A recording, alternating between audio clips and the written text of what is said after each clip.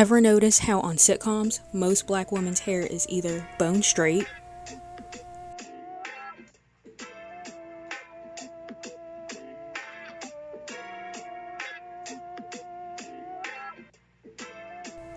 or covered by a goofy wig?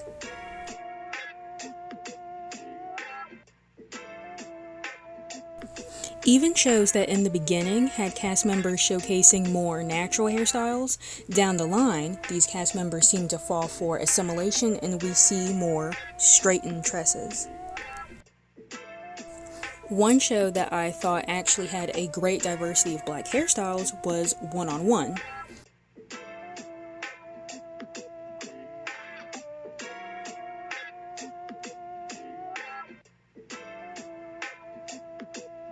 This was a show that I loved as a kid, but I guess I had never really seen past the first couple of seasons, because eventually Brianna goes and moves in with some friends, and her hair is bone straight through and through.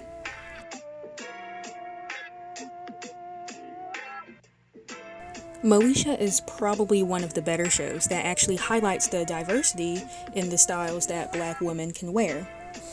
Rather than being associated with ghetto stereotypes, Moesha's box braids were representative of the average black American teenager, according to an article by the Zoe Report.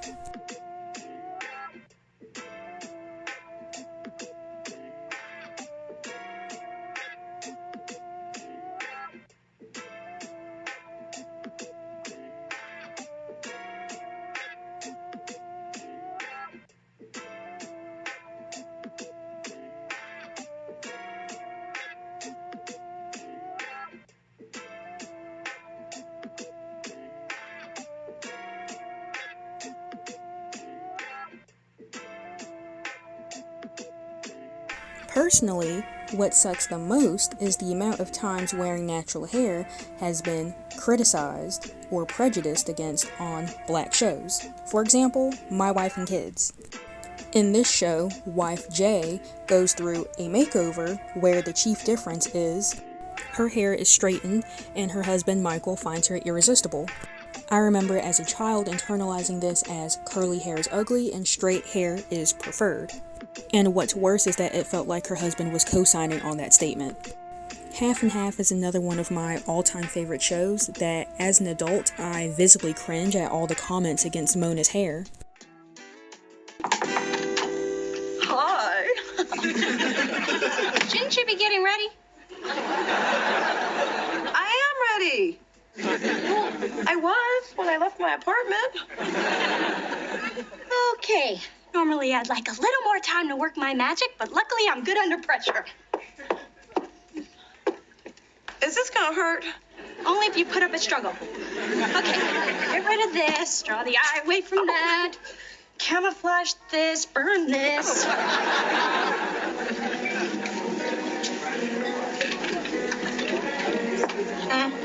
I'm sorry. I just can't get over how incredible Mona looks. Dee Dee, you're a miracle worker. It's like you turned a cheese sandwich into a souffle. It's like you changed a hoopty into a benzo. It's like one of those nasty words that turn into a beautiful... All right. Your best friend status is slipping. Okay.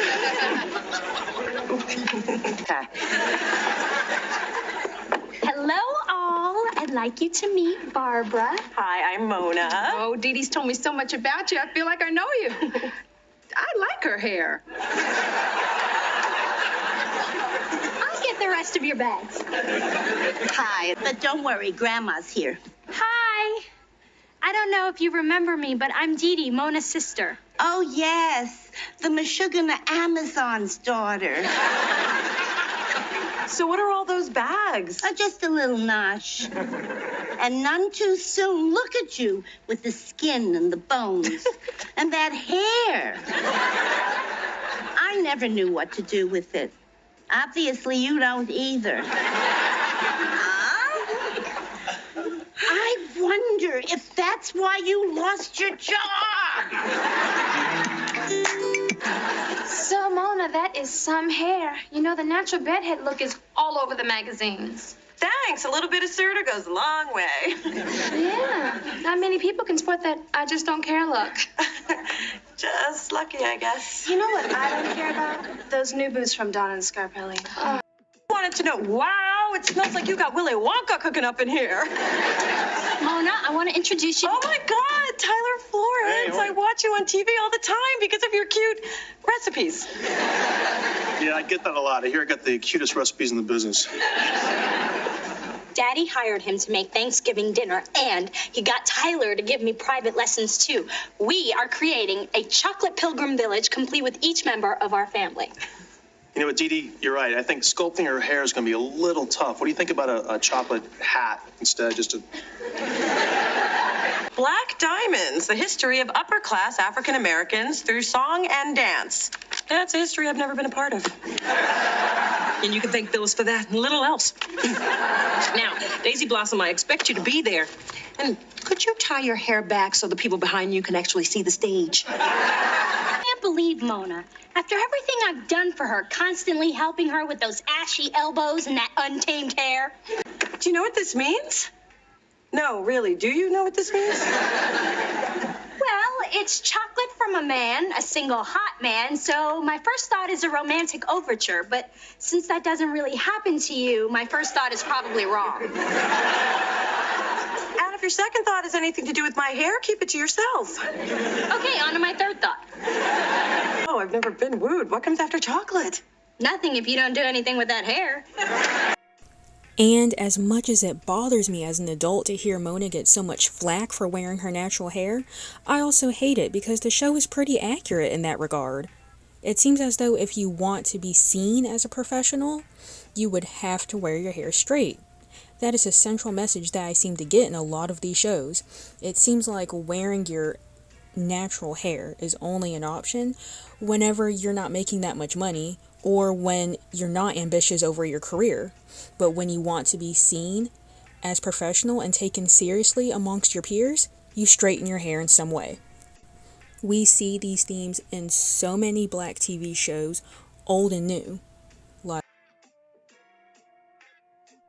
people are either wearing wigs or straightening the crap out of their hair to be taken more seriously at their job or at school, and it can be seen as a sign of wealth. People wearing natural styles is a sign of being low income, ugly, and ghetto. Some more popular hairstyles now, like braids, have been seen in the past as similar hairstyles that gang members would wear.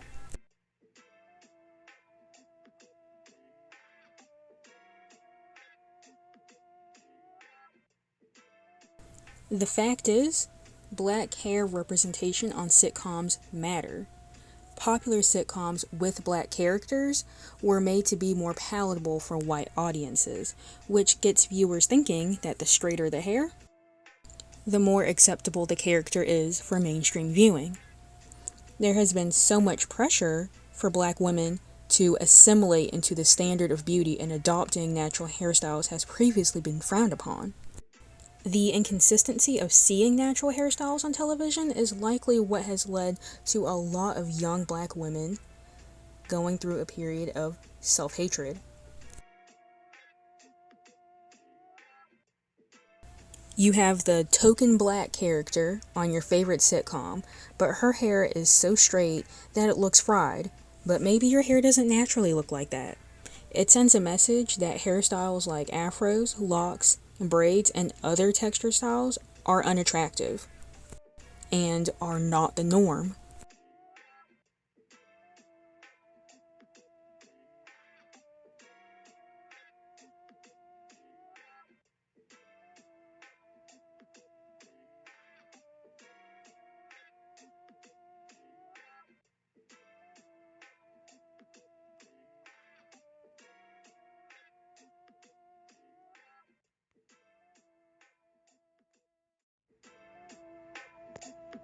This also leads into the conversation of issues behind the camera. It has been noted that there are a lack of stylists in Hollywood that are familiar with black hair and skin. According to a tweet by Yvette Nicole Brown, Many black actresses come to a set with their hair and makeup already done. Even Monique Coleman has recently spoken out and said that her character has worn headbands because the stylist didn't know how to do black hair, and that the headband was her solution to that problem. Aisha D spoke out recently about the lack of diversity behind the camera on Freeform's The Bold Type, and how her curly hair has been treated like a burden for a lot of her career. I believe the issue with on-screen diversity and the lack of black hairstylists seem to go hand in hand. When discussing the progression of black representation on screen, looking behind the camera is also essential. Though there has been so much progression in black representation, to this day, there are still struggles to get people in the hair department who know how to handle textured hair. More shows need to continue to positively depict black women in front of the camera and behind the camera, and showcase a variety of hairstyles regardless of the person's socioeconomic status. More work needs to be done in real life, preventing discrimination based on hairstyles in the workplace and in school, to eliminate the stigma against natural hair in the workplace. Progress is being made to improve the image and pervasiveness of natural hair on television. But by taking care of natural hair off screen, we are pushing to normalize natural hair on screen and in real life.